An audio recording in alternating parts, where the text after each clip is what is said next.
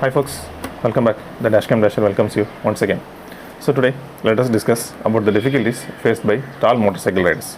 Yes, you heard it right, tall motorcycle riders.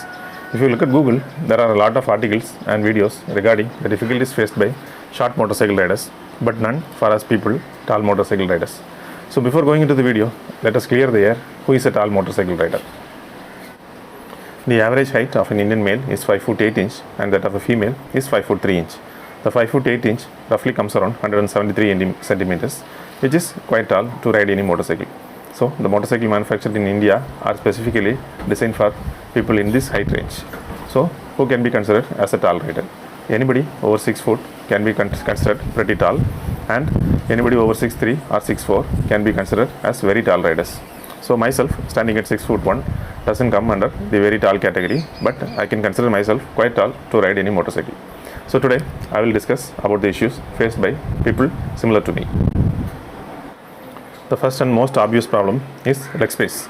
This is where most of the tall riders struggle with their motorcycles. You don't get enough leg space, so stretching your legs become difficult and it causes a strain on your knees over long rides.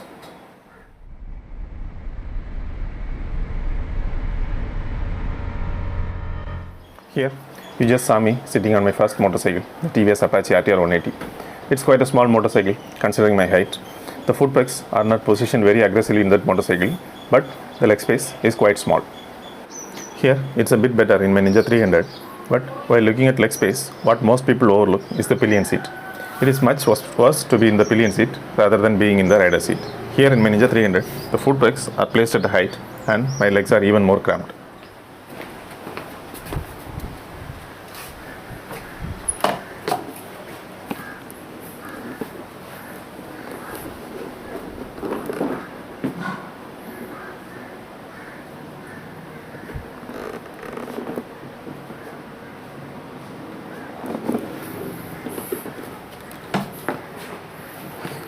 The only advantage of being tall is, even while sitting in the pillion seat, I can keep my legs on the ground and getting on and off the motorcycle is pretty easy. The next thing is the wind blast. It affects the tall riders more than the short riders.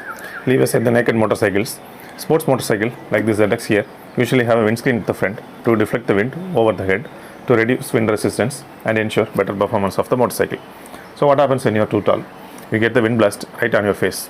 Even crouching on the tank doesn't help sometimes, and I have heard riders who are over 6'5" or 6'6" tall crouching on the motorcycle and their heads going over the front of this windscreen. While traveling as a pillion, it is even worse for tall riders. So what I used to do personally is, I used to crouch behind the rider to prevent the wind blast. The next thing is the riding position.